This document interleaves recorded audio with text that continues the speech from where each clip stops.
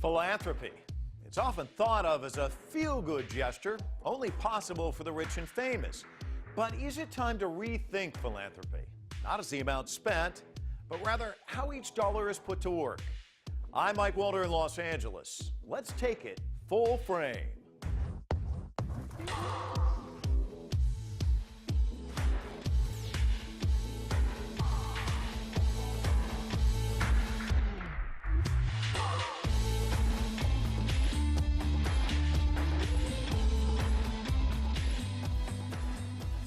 What would you do if you had unlimited resources to accomplish something great in the world? This is the challenge that legendary investor Warren Buffett posed to his children in 2006. That's when the second wealthiest man in the United States announced he was leaving the majority of his fortune to philanthropy.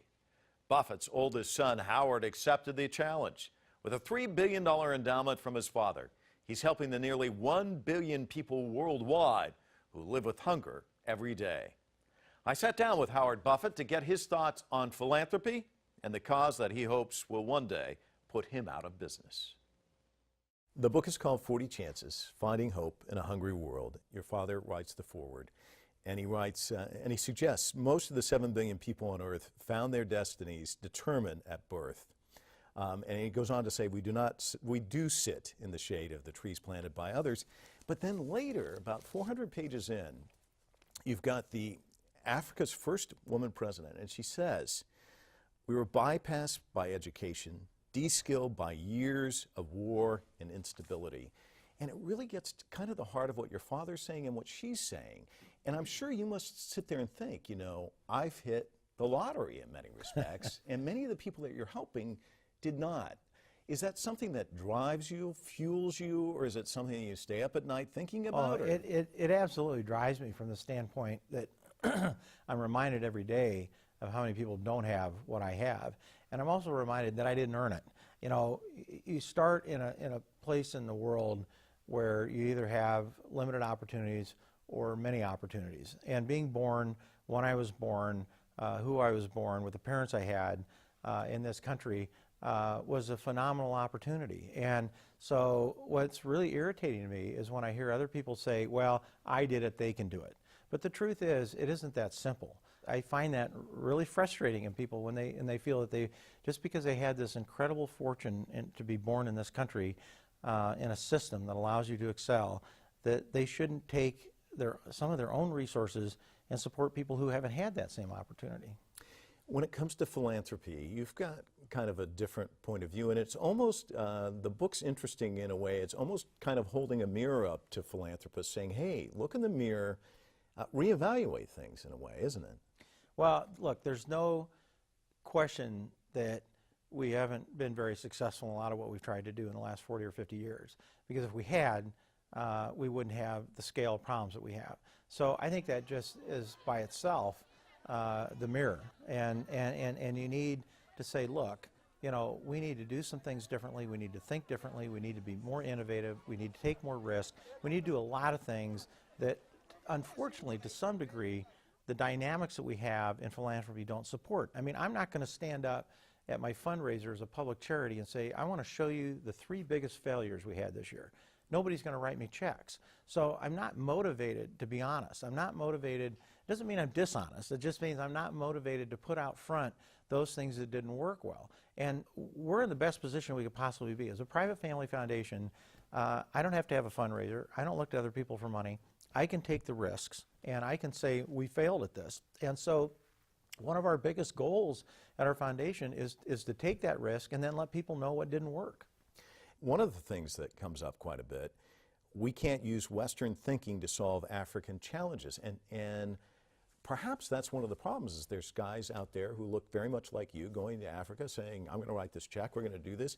And you talk about how there's a stove put in the house and then you drive by and it's outside the house. That they didn't want the stove. I mean, talk to us about some of that disconnect that we see. Well, the easiest way to say it is, if I hadn't been to most countries on the continent of Africa and spent a lot of years traveling, speaking to thousands of farmers, I would be doing the same thing. I would be sitting in the United States thinking how I think, thinking within the paradigm that we've developed, pretty much feeling like I have all these same resources to use to solve the problem. And the truth is, I don't.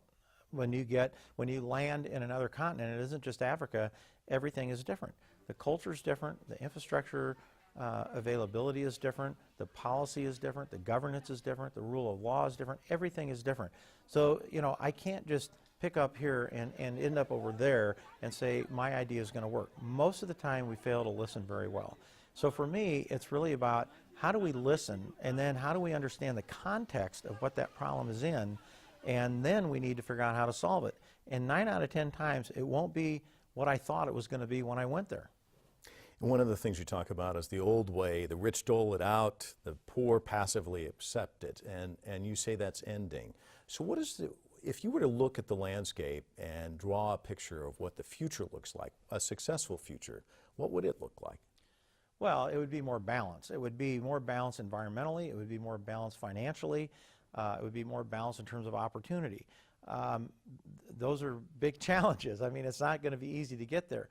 But I think the change that has to take place is that most people in the world have to have some kind of opportunity within the context of how they live and where they live and what those opportunities are. But they have to have some opportunity to become economically independent. They have to be able to feed their family.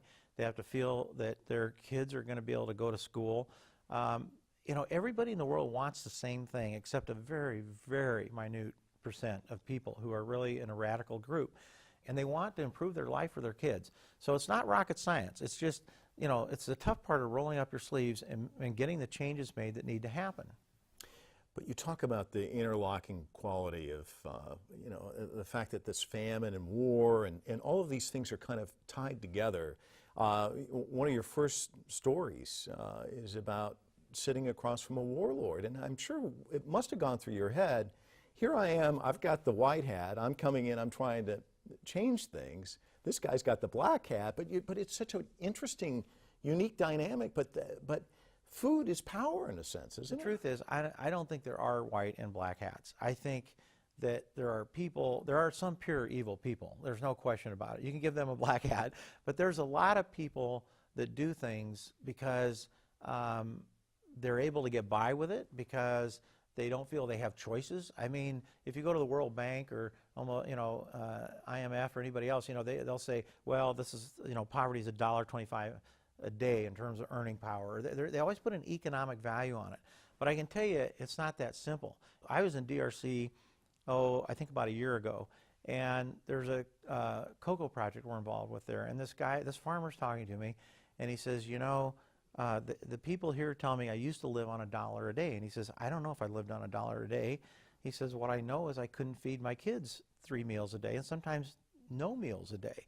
And I knew my kids couldn't go to school because I couldn't pay the fees.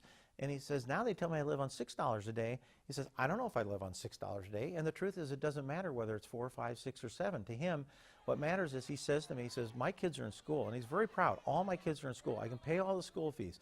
They eat every day, and they eat well every day, and we even have a little money left over. So, it's not always in economic terms, and we think so much that way in the world that we live in because everything around us is in economic terms. Let's talk about philanthropy.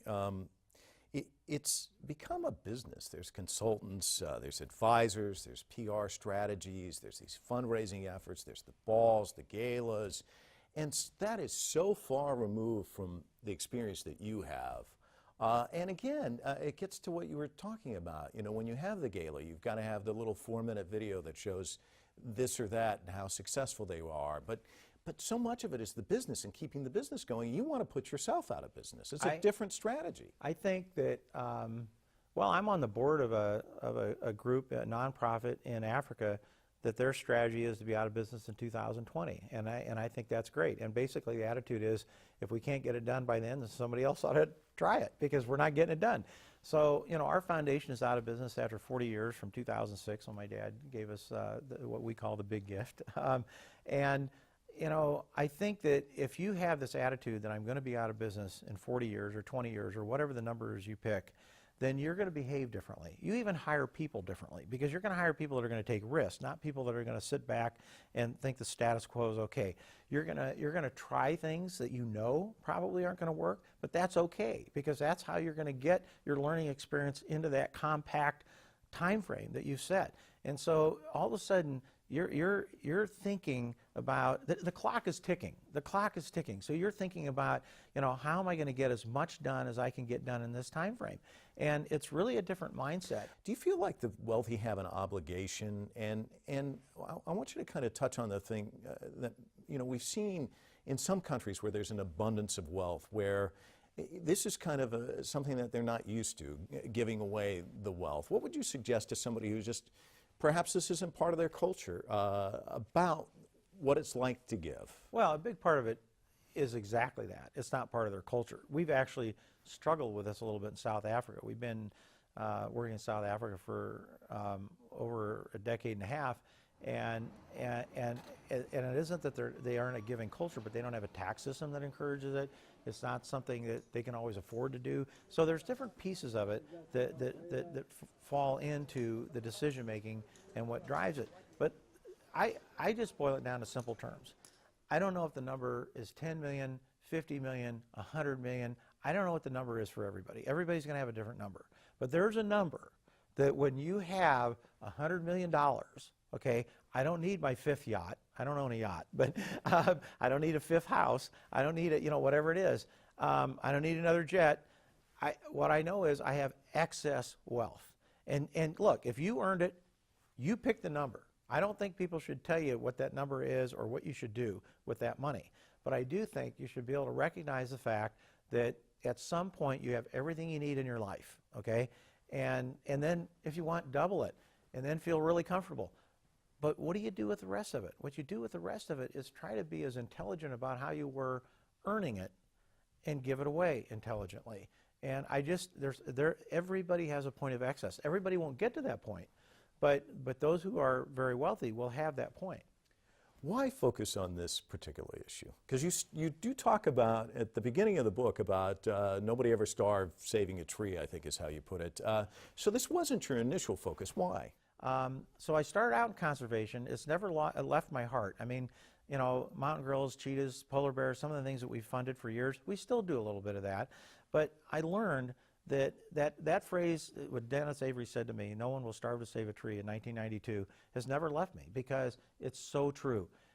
If people are trying to survive day by day, week by week, they don't care what resource they destroy. They don't care if water is polluted. They don't care if soil is eroded. They can't care about that because they have no choices. And so what I learned was you got to give those people choices. You've got to give those people an opportunity to be, as I said earlier, economic independence is a big piece of it. If you can put them to work, or you can have a farmer who has better yields and more productivity so he can enter a marketplace that he couldn't enter before. Whatever it is, the end result, the exit strategy has to be, I'm going to take people permanently out of poverty. They won't destroy the environment. They won't pollute water. They won't ruin the soil. So, it was a lesson that took me a little while to learn. But now that we're doing what we're doing, it is so much more obvious to me than it ever was. We don't get to put the words on our epitaph, but if you were to, would it be farmer, or a farmer who tried to help other farmers? Or how would you like to be remembered? What would your legacy be? Well, I mean, I love business, and farming is a business, and I think people forget that. But I think, the legacy I would like to have is just that we changed some people's thinking. We changed them to think bigger, faster, more urgent, take more risk. I mean, I really want to see thinking change. I want to see people that are more willing to fail and talk about that failure. I think today in this world, we have big problems, and we are too unwilling to be honest about what it's going to take to solve them. Some of them don't fit our feeling or our definition of what's humane sometimes. It doesn't fit what's convenient. It doesn't fit what's comfortable. I mean, it takes us out of our comfort zone. So we need to get out of that. We need to get out of the comfort zone. We need to take the challenges, and we need to take the risk. So I want people to think differently. That's my two words: think differently, and then that will make you act differently. Well, I know you don't like to distribute the black hats and the white hats, but I think you've earned a white one. Thanks so much for your time. Thank you so much. Appreciate it. It's been great to be here. As Howard Buffett suggests, a key element in attacking world hunger is to focus more clearly on the root causes. We'll explore what's being done to change global thinking on hunger next.